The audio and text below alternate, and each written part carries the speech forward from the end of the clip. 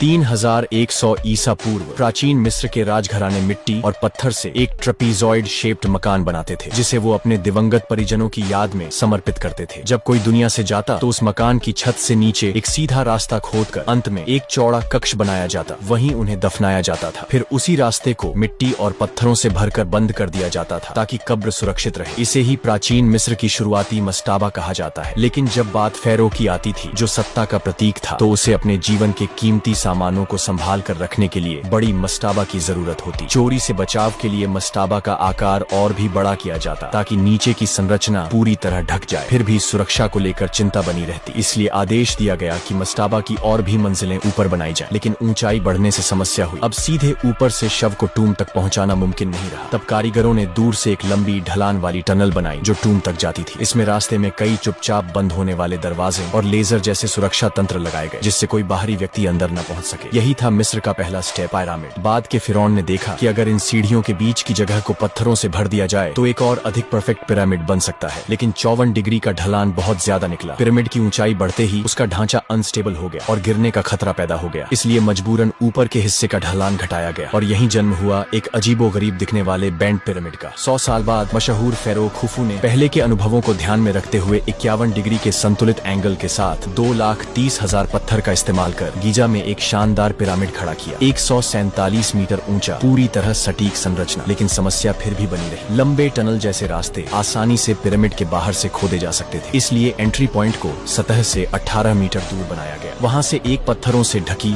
झुकी हुई और नीची टनल सीधे नीचे के बैरियल चेंबर तक जाती थी। पर खुफू ने एक और जरूरी बात नोटिस की। उसका पिरामिड इतना विशाल था कि अगर टूम को बीच के हिस्से में बनाया जाए तो वो न सिर्फ सन गॉड के और करीब होगा, बल्कि पहले से ज्यादा सुरक्षित भी रहेगा। बाद में एक और हिडन चेंबर पिरामिड के और भी नीचे जोड़ा गया और अंत में ऊपर नीचे आने जाने के लिए असेंडिंग और डिसेंडिंग टनल्स के बीच एक नई मिडिल पैसेज बनाई गई। और यही हुआ मिस्र के सबसे बड़े पिरामिड, खुफू पिरामिड का जन्म। 2,30,000 पत्थरों में से हर एक का वजन एक बड़े ट्री ट्रंक जितना भारी था। बेस की चारों डायरेक्शंस पूरी तरह से नॉर्थ, साउथ, ईस्ट, वेस्ट से अलाइंड थी और किनारों की लंबाई में डिफरेंस सिर्फ 2 मिलीमीटर था। सवाल ये